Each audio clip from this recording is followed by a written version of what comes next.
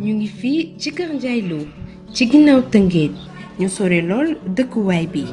tey nag ñu ànd si waat ak kii di docteur Nicolas Béraud ak docteur Dia Mame Fatou Seye ñu nar a waxtaanee nag lii di élevage en bâtiment fermé yoo xamante ne ay poulet de chair ñoo ci nekk lépp nag doon lu automatique. fii nag li ñu fekk mooy bâtiment fermé parce que boo xoolee agriculture am na ñaari type bâtiment boo xam ne day tëjeeku carrément ci au niveau ci longueur yi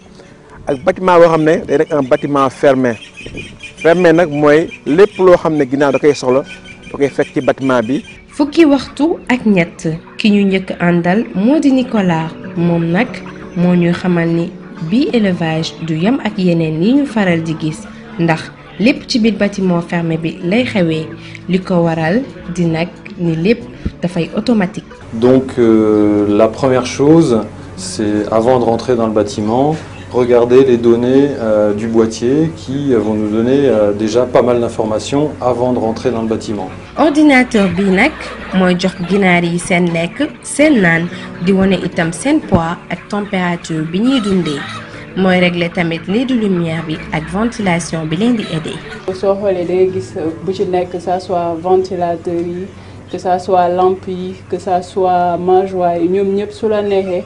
nga def ko en manuel wala nga def ko en zéro wala nga def ko en automatique. Dans ce cas là su fekkee nga def en automatique fii ngay ñëw ci ordre bi nga def sa programme bu ko defee moom day marcher toute seule. Si bis bi lu ñu màggagum moom moo nekk ni 85 grammes donc homogénéité bi aussi daf la koy defal. mooy machine bi daf lay permettre nga xam aliment déjà aliment bi nga am ci sa silo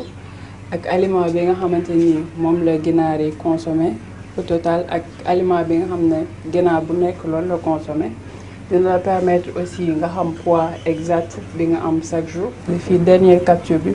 bi mu ginaar bi bon ça a changé bi mujjee woon a jël léegi 2 kg 300 léegi nii changé na 1 kg 124 après yi mu pesé yëpp da koy boole def moyenne bi mu jox le poids bi nga xam en moyenne moom nga am. On est un petit peu en dessous de l'objectif puisqu'on serait plutôt à 2,2 kg. Voilà, déjà c'est un premier enseignement. Le deuxième enseignement, ça va être la consommation d'eau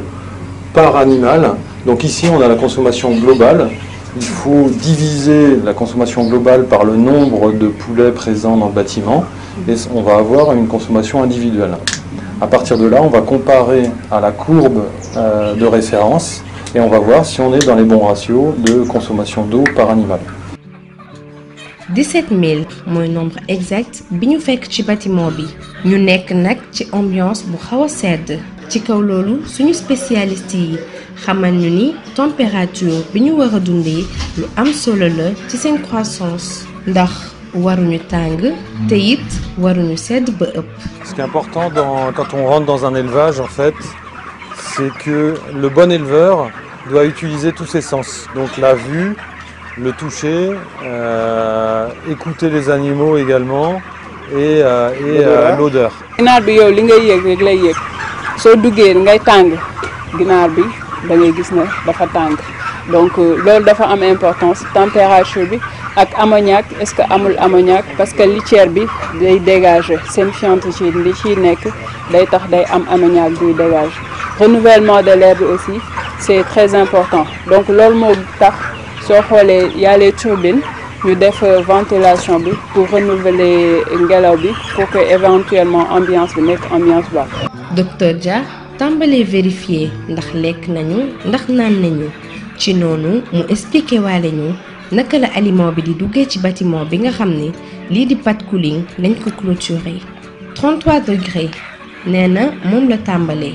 di yokku ba am climat bi ko gënal li ko gën a ñor nag di ndox mi ndax nee na 15 degrés la war a tollu ci seddaay. ginaar yi lu ñuy dundee aliment bi la ñuy dundee aliment la ñuy dundee ak ndox donc seen ndox mi man ñeneen ñi dinañ def ci seen ndox ay vitamines pour dooleel ginaar yi ak nangam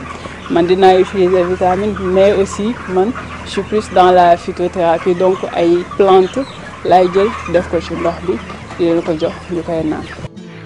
ñu fàttali ni aliment bi warul dëgër ba ëpp warul tamit nekk pëndax bokk na ci li gën a fës seeni ndab yi ñu lekkee doon nag lu niroog assiette fa la ñuy def ay groupe di lekkandoo ba tey mu doon lu automatique ndax aliment bi ci machine bi lay jaar buñ ko sottee ci tuyau yi mu jaar ci tuyau bi sotteeku nag ci assiette yi.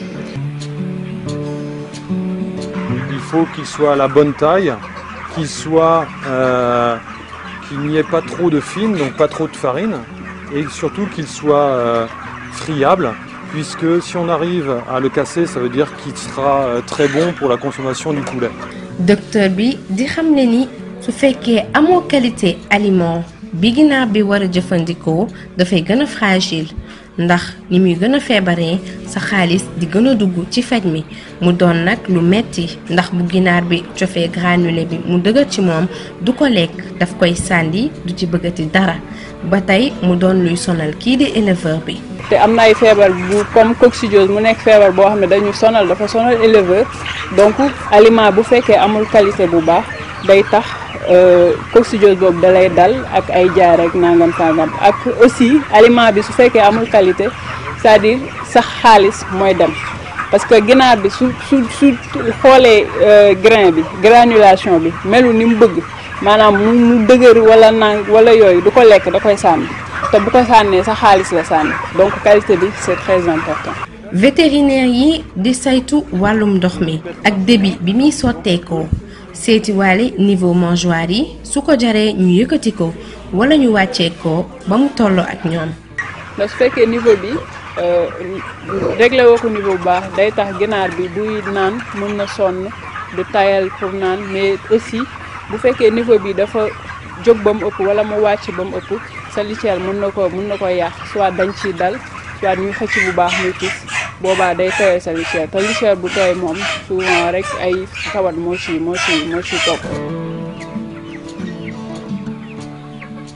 L'idéal mooy température bi mu am à peu près ay 15 degrés mais nag loolu pour nga am ko fi déjà pour ginaar yi am 15 degrés rek de température yombul donc ndox bi pour nga am 15 degrés de température yombul mais l'objectif mooy am température boobu donc tu fais le tout pour mën a am au maximum jege température boobu noonu.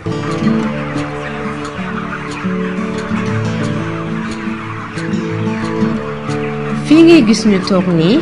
li ñuy seet mooy feses yi maanaam ginnaaw këru ginaar yi mi ngi ñuy xamal nag ni ñetti façon la am na bu tooy ak bii fi mu leen ni ginaar yi dañoo feebar wala dañoo manqué ndox wala li ñu jël ci ndox dafa ëpp ak bi nga xam ne mooy bu baax bi. Donc ce qu'on regarde également c'est la qualité des fientes. Donc ici on a des fientes qu'on appelle intestinales. Alors ça c'est signe d'une entérite où on a une fermentation, on voit des petites bulles dedans. C'est signe d'un petit problème digestif. baax na aussi ñu xool maanaam seen fesse si naka la mel d'accord ndaxte dafa am ñaari fesses yoo xamante ne nii ci sécal bi lay nekk ak boo xam ne ci duodénal bi lay nekk donc bi ñu xoolee ci yi nga xamante ne dafa nekk ci duodénal bi dafa xaw a mel ni lu xaw a liquide amaale tuuti gaz donc loolu dafay wane ne am na benn entérite boo xam ne dafa nekk c'est-à-dire tawat la boo xam ne ci appareil digestif bi lay nekk waaye tamit gis nañ yeneen fientes yeneen fesses yoo xamante ne nii fesses maanaam seen dem ginnaaw këru ginaar yi donc yooyu soo xoolee am na ci yoo xam ne dafa nooy donc yoo xam ne dafa nooy ak yoo xamante ne nii dafa am aliment donc loolu ñu ngi ñuy delloo ci li ñu waxoon sànq maanaam importance su ndox bi ak aliment bi donc parce que ginaar bi su naanee lu bëri donc mën na bañ a am temps wu digérer aliment bi comme il faut donc day tax aliment bi dañ koy gis ci seen ginnaaw kër yi am na beneen ñetteel bu ñu gis boobu dëgërul bu baax parce que aussi su dëgëree bu baax day wane ne ginaar yi naanuñu dañu seer ak yooyu donc dëgërul bu baax nooyu torop te gis nañ ne aussi aliment bi nga xamante ni moom la ginaar yi lekk digérer nañ ko correctement donc c'est l'idéal loolu aussi bu ñu duggee ci biir bâtiment bi dañ ko war a xoolaale. Sur une fiente qui est bien moulée, sèche, et donc on est sur le type de fiente qu'on va rechercher, qui a un bon indicateur de santé digestive. Effectivement, on voit des traces d'aliments non digérés ici. Et là, ça se comprend parce que s'il n'y a pas de santé digestive, l'animal ne digère pas correctement, donc c'est normal que... Voilà. Et là, c'est pas intéressant parce que c'est du gaspillage. C'est toujours l'argent de l'éleveur qu'on retrouve ici. C'est là... Alors on peut l'expliquer aussi par le fait que les animaux boivent beaucoup d'eau et en fait ça accélère le transit et tout l'aliment n'est pas digéré à cause de la vitesse de transit. Mais il faut aussi observer les animaux et leur comportement. Quand les animaux sont plus jeunes qu'ici, il y a un point qui est très important, c'est la répartition des animaux dans le bâtiment. Si les animaux sont tous sur les côtés, ça veut dire qu'on a un problème d'ambiance. Il fait sans doute trop chaud au centre du bâtiment et les animaux recherchent un peu plus de fraîcheur. A contrario, s'ils sont tous les uns sur les autres au centre du bâtiment, probablement il y a des courants d'air qui les gênent et donc ils ont tendance à s'entasser pour avoir plus chaud. Donc ce qu'on recherche, c'est une répartition globale homogène dans tout le bâtiment. ñu comporté woo dina la jox information yu bëri par rapport ak ñoom seen wér-gu-yaram par rapport ak seen confort est-ce que parce que boo duggee rek ndax tàng na wala sedd na soo xoolee ginaar yi ñoom da nga koy gis da ngay gis bu fekkente ne surtout bu ñu gënee nekk xale bu ñu nekkee mag di nga ko gis sax waaye bu ñu nekkee xale nga koy gën a sentir nga xam ne bu fekkee dafa tàng trop da ngay gis ginaar dañuy daw ci côté yi surtout bu chauffage amee nga xam ne zone de chauffage bi duñ fa nekk boobu mooy wane ne yow sa poulailler chauffage bi c'est pas correct dafa tàng de trop donc soo leen gisee aussi ñu dajaloo ça veut dire que ñoom dañu sedd donc loolu aussi il faut nga ajuster sa ambiance dans sa température suñu demee ba nekk mag li lay gën a dimbali pour nga gis loolu sedd bi néanmoins di nga gis dañu dajaloo mais bu dee tàngaay bi suñu tàngee rek boo xoolee da ngay gis ñu tijji seen gémmiñ seen beg yi da nga koy gis ñu tijji ko di allaiter donc loolu aussi c'est des paramètres qui sont importants donc ñun aussi puisque zone fi ñu nekk ni réew bu tàng la donc dina am moment boo xam ne ak loo seral doo mën a atteindre confort thermique bi confort thermique mooy température bi nga xamante ni ginaar bi su ko amee moom dina nekk à l'aise donc dina dem boo xam ne ci biti day tàng tellement que yow confort thermique boobu doo ko mën a am mais néanmoins du tax nga bàyyi di nga jéem a fexe ut ay moyens yoo xam ne dina la permettre nga mën a dimbali ginaar gi pour mu mën a supporter tàngaay bi nga xamante ne moo am mais moi personnellement su fekkee pour rafraîchir ginaar yi damay utiliser ay produits naturels donc am na ay plantes yoo xamante ne ni soo koy utiliser c'est comme ay menthe mi ngi mel ni rek bu fekkente ne ñun dañu sedd ñu naan loo xamante ne dafa saf menthe def ko ci ndox bi day rafraîchir donc man système boobu la am na ñeneen ñoo xamante ni ñoom li ñu utiliser mooy def glace mais ñun par rapport ak effectif bi ñuy utiliser mënuñu am glace boo xam ne moom moo day donc on utilise des produits naturels yoo xam ne bu ñu ko jëlee ñoom dina leen dimbali ci tàngaay bi. ñu seetlu ni am na ginaar yu ñu ber ci beneen côté ñu laaj docteur mu daal di ñuy expliquer ni ginaar yooyu lee dañoo xaw a loof ñeneen ñi dañoo xaw a feebar waaye bàyyiwu leen benn yoon. ginaar yi ma ber fële mooy yi nga xamante ni ñoom dañoo tawat donc peut-être ci yenn élevage yi mun nañ ne la ñooñu da nga leen di éliminer parce que dañu rater seen croissance mais surtout mën nañu nekk source de germes mais man dama tànn ne même su fekkente ne à la fin ginaar boobu duma ci gagner dara wala day lekk aliment de plus te du am apport économique pour man kuy dund la te comme que indi naa ko ba fii man sama devoir la ma toppatoo ko même su fekkee duma ci rapporter dara loolu moo tax ma ber leen foofu noonu di leen jox ñuy lekk di leen jox ñu naan te it su ma leen beree foofu duma leen abandonner dama leen di defal ay traitements et ça arrive des sujets qui sont là-bas et qui récupèrent qui guérissent te suñu xoolee nii dinañ gis ay benn yoo xamante ni wér nañ déjà ginaar yi suñu amee ay 32 jours man ñuy def ay buñ demee ba ay 32 jours dañuy wàññi tànn yi gën a mag léegi nag yi nga xamante ne nii ñoom seen màgg xaw na des ma bàyyi leen bu ko defee ñuy rattraper. Dans ce cas-là yow dina la permettre tu vas faire et puis quand tu fais ça les performances vont les poulets vont exploser hein. Et dans ce cas-là tu fais de belles performances. saa yoo xëyee di am ay benn ginaar yoo xamante ne nii dañu faatu donc loolu automatiquement soo xëyee li nga njëkk a def mooy génne ko parce que boo ko fekkee da nga ko fa bàyyi loolu lu muy jur su fekkee da ginaar boobu dafa am tawat wala dara da koy wàll ginaar yi. pesée bi itam am na ci solo 2 kilos 100 grammes pour ñeent fukki fan doon résultat bu raisonnable. donc balance bi soo xoolee ne rek ginaar yi ñoom dañ ci yéeg donc buñ ci yéegee à chaque fois day jël poids bi à temps réel donc moom la ñu gisoon noonu ci ordre donc balance bu ginaar bu yéeg rek moom automatiquement day capturer poids bi. docteur Dia xamle ba tey ni dina faral di trier régulièrement ndax bu ñu demee ba am 3 kilos ak lu topp dina abattre ngir espace bi gën a yokk yi ci des mën a rattraper wu. Nicolas nag tàggoo ci kàddu toppatoo itam di xamle ni li mu gis dal na xelam ndax bâtiment en tunnel doon na luy favoriser poussée d'air. L'avantage de ce système, c'est qu'on gagne en vitesse d'air. On a un gros volume à passer et donc on a des vitesses d'air importantes.